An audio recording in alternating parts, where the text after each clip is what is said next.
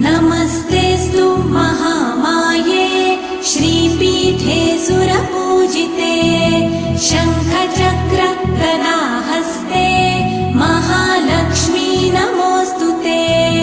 नमस्ते गरुडारूढे कोलासुरभयङ्करी सर्वपाप हरे देवी महालक्ष्मी नमोऽस्तुते।